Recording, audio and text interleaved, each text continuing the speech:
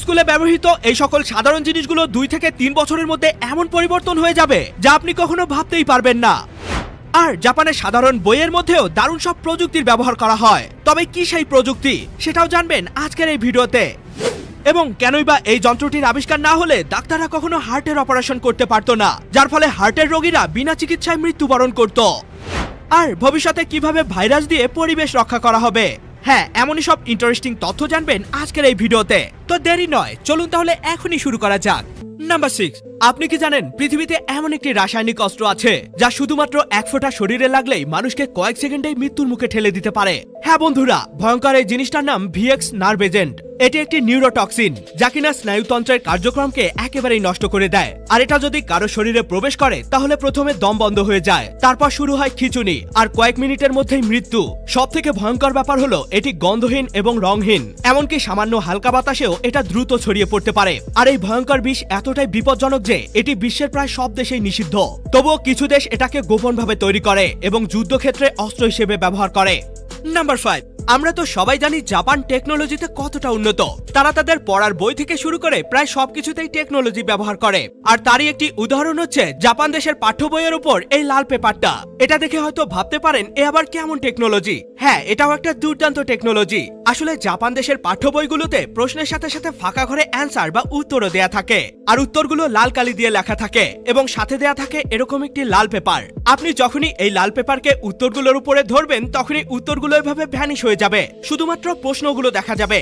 আসলে এটা দেওয়ার পিছনের মূল কারণ হলো প্রশ্নগুলো পড়া শেষে আপনি যখন না দেখে প্র্যাকটিস করবেন তখন যাতে উত্তরগুলো না দেখা যায় আর আপনি না দেখেই প্র্যাকটিস করতে পারেন। এটা সত্যি অনেক কার্যকরী একটা জিনিস। নাম্বার 4, এটা হলো আর্টিফিশিয়াল হার্ট, যেটা কিনা মানুষকে মৃত্যুর মুখ থেকে ফিরিয়ে আনে। আসলে মানুষের যখন হার্টের সার্জারি হয় তখন কয়েক মুহূর্তের জন্য মানুষের আসল হার্টের কার্যক্রম একেবারে বন্ধ হয়ে যায়, আর তখনই পুরো শরীরে রক্ত চলাচল করার জন্য এবং শরীরকে বাঁচিয়ে রাখার জন্য এই আর্টিফিশিয়াল হার্টটি ব্যবহার করা হয়। আর এটা শুধুমাত্র হার্টেরই কাজ করে না, বরং এর সাথে লাং অর্থাৎ ফুসফুসেরও কাজ করে থাকে, যার ফলে রোগীর শরীরে রক্তের পাশাপাশি অক্সিজেন চলাচলও পুরোপুরি ঠিক থাকে, আর ডাক্তার এবং সার্জনরা নিশ্চিন্তে সার্জারি করতে পারে। এটা সত্যি মানুষের জীবন বাঁচাতে অনেক দুর্দান্ত একটা আবিষ্কার। নাম্বার 3, বন্ধুরা, গাছ কিংবা কাঠ কাটার জন্য অনেকেই তো করাত ব্যবহার করে থাকেন। আর এই করাত ব্যবহার করে হাতের সাহায্যে গাছ কাটা অনেক কষ্টের একটা ব্যাপার। তবে 1920 সালের দিকে গাছ কাটার জন্য এমন একটি মেশিন তৈরি করা হয়েছিল যেটার সামনের দিকে এরকম একটা স বা করাত লাগানো থাকতো, আর যে কোনো গাছ কিংবা কাঠের গুঁড়িকে এর সামনে রেখে মেশিনটাকে স্টার্ট করে দিলেই সেটা এই করাতের সাহায্যে নিমিষেই গাছটিকে দুভাগ করে ফেলতো। যদিও বর্তমান সময়ে গাছ কাটার জন্য এর থেকে অনেক আধুনিক প্রযুক্তির মেশিন বেরিয়েছে, তবে সেই সময় কিন্তু এটা অনেক বেশি পপুলার হয়েছিল। নাম্বার 2, আপনারা সবাই জানেন বর্তমানে পৃথিবীতে প্লাস্টিক বর্জ্য অর্থাৎ প্লাস্টিকের তৈরি বাদ পড়া বা নষ্ট হওয়া পণ্যগুলো পৃথিবীর জন্য কতটা হুমকি স্বরূপ। কিন্তু এখন থেকে আর এই প্লাস্টিক বর্জ্য নিয়ে মোটেও চিন্তা করার দরকার নেই, কারণ জাপানের একদল বিজ্ঞানী এর একটি যুগান্তকারী সমাধান বের করে ফেলেছে।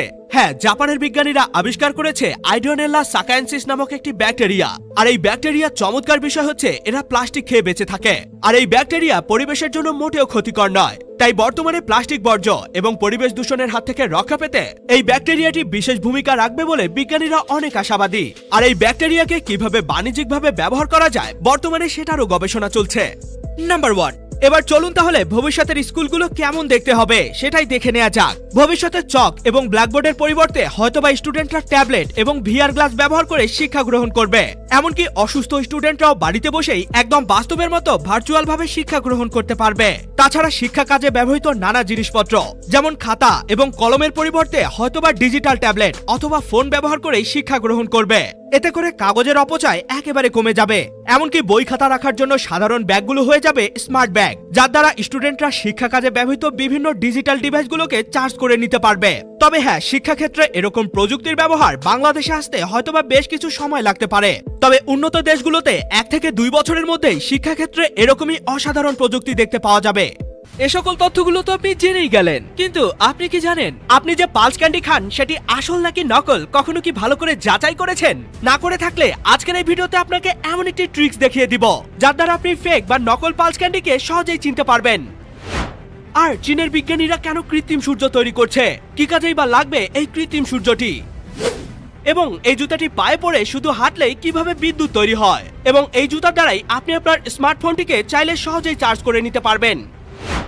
আর চীনের মানুষরা কেন অ্যালগি অর্থাৎ শ্যাওলা দিয়ে পাপড় বানিয়ে খায়। ভিডিওটিকে এখনই দেখে নিন, এটিও কিন্তু অনেক অ্যামেজিং একটি ভিডিও। দেখা হবে অন্য কোনো ভিডিওতে, ততক্ষণ পর্যন্ত কিপ দ্য নলেজ।